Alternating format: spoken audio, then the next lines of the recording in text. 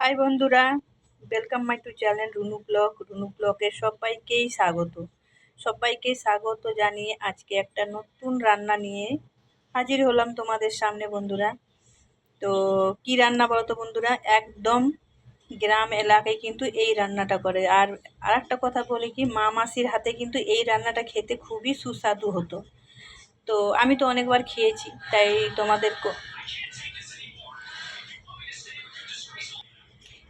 তো দেখো আমি কি রান্না নিয়ে এসেছি। তো প্রথমে দেখো বেগুন কেটে নিয়েছি ডুমো ডুমো করে। আর সঙ্গে কি নিয়েছি দেখো, ভেন্ডি নিয়েছি, আলু নিয়েছি, আলু এরকম করে কেটে নিয়েছি। ভেন্ডিও আমি একটা বড় বড় করে কেটেছি দেখো। তো আচ্ছা, আর সঙ্গে নিয়েছি দেখো দেখো আম।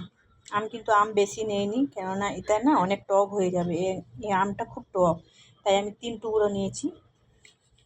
আচ্ছা, সঙ্গে নিয়েছি দেখো 5 ফোড়ন, শুকনো লঙ্কা নিয়েছি 2টো।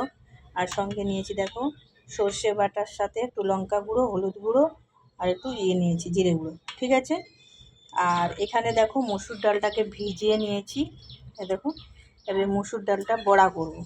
তো আজকে কি রেসিপি হবে বলো তো বন্ধুরা, আম দিয়ে, ভেড়ি বেগুন দিয়ে, আলু দিয়ে মসুর ডালের বড়া করব, ঠিক আছে, টক করব। তো চলো কেমন করে কি রান্না করি তোমাদের সঙ্গে শেয়ার করব। তো এটা তো বেটে নিতে হবে বন্ধুরা, তো চলো বেটে নিয়ে আসছি। দেখো বেটে নিয়েছি, বেটে নিয়ে দেখো আমি এরকমভাবে বেটে নিয়েছি, নুন দিয়ে আর লঙ্কা দিয়ে বেটে নিয়েছি মসুর ডালটা। তো চলো এবার রেসিপিটা স্টার্ট করি। তো প্রথমে দেখো কড়াইতে তেল দিলাম, তেলটা কিন্তু গরম হয়ে এসছে, আর একটু তেল দেব।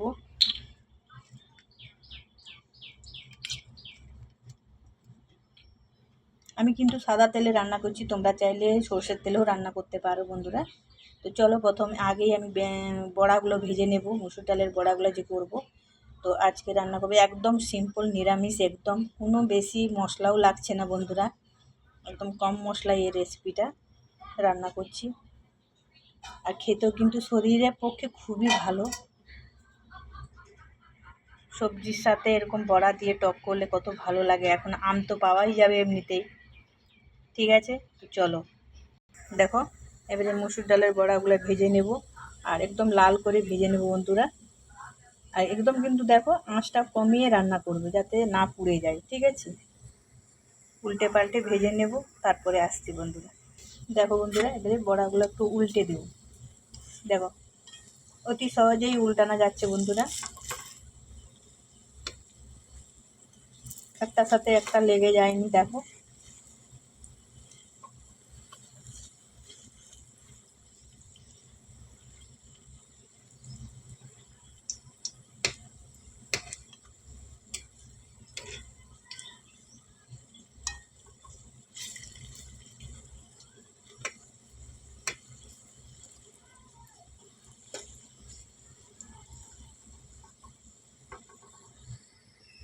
দেখো বড়াগুলো ভেজে নিয়েছি, এবারে বড়াগুলো তুলে নেব বন্ধুরা, একদম লাল লাল করে ভেজে নিয়েছি দেখো। এমনি এরকম বড়াও যদি করে আর গরম গরম ডাল ভাতে যদি খাও, কি মজা খেতে, বুঝলে বন্ধুরা। ঠিক আছে, উঠে নিয়ে আসছি, আবার এগুলো তুলে নিই, বুঝলে বন্ধুরা। দেখো ওই তেলেতে আলুগুলো আমি ভেজে নেব, দেখো এক এক করে আমি সব সবজিগুলো আলাদা আলাদা করে ভেজে নেব বন্ধুরা। এখন আলুটা ভেজে নিলাম, তারপরে বাদ বাকি সবজিগুলোও ভেজে নেব। দেখো এক এক করে সব ভেজে নেব বন্ধুরা আমি। দেখো বন্ধুরা সব ভাজাভাজি করে নিয়েছি আমি, দেখো। তো চলো বাকি রান্নাটা করে নিই, চলো। ওই কড়াইতে তেল দিয়ে দিয়েছি বন্ধুরা, শুকনো লঙ্কা 2টো দিয়ে দিলাম, আর ফোড়নটা দিয়ে দিলাম। এই ফোড়নটা একটু ভালো করে ভাজবো যাতে একটু মিষ্টি গন্ধ আসে, মিষ্টি গন্ধ বের হলেই মশলাটা দিয়ে দিই।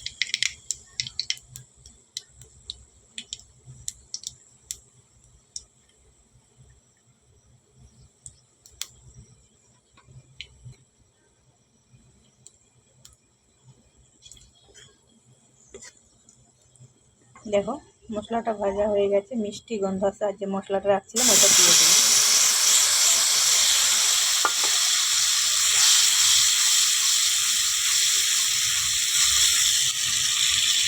মশলাটা একটু কষাবো, সাথে নুন দিলাম,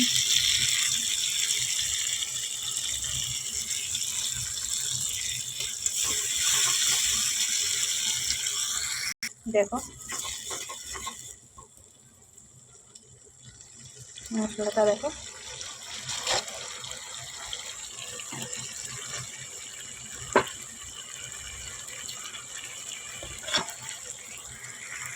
দেখো উপর থেকে তেল ছাড়ছে। এবারে সবজিগুলো দিয়ে দিব।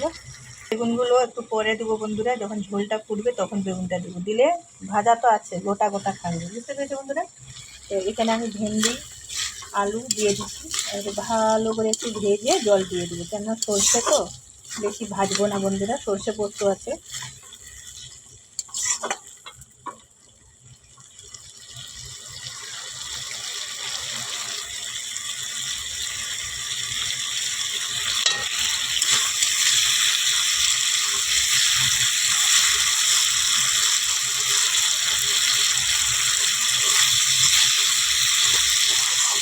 দেখো কষানো হয়ে গেছে, এবার জল দিয়ে দিলাম আর তার সাথে আমগুলোও দিয়ে দিলাম। একটু ভালো করে ফুটতে দিব বন্ধুরা।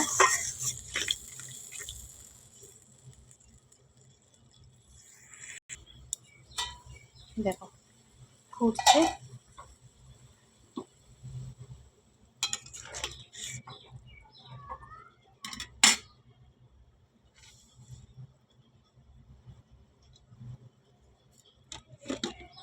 দেখো বেগুন আর বড়াগুলো দিয়ে দিলাম।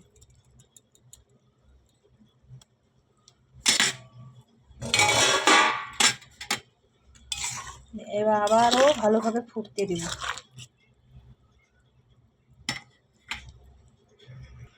দেখো বন্ধুরা একদম রেডি হয়ে গেছে, এবারে আমি নামিয়ে নেব। তো তোমরা এই রেসিপিটা একবার বানিয়ে খেও, পুরো মা মাসির হাতের রান্নার মতো খুব সুন্দর হয় বন্ধুরা, একদম নিরামিষ। নিরামিষ দিনেও তুমি বানিয়ে, শুধু টকটা বাদ দিলেও হবে, খুবই ভালো। ঠিক আছে, আর বড় করব না, ভিডিওটা এখানেই শেষ করব। তোমরা সবাই ভালো থেকো, সুস্থ থেকো, টাটা, বাই বাই।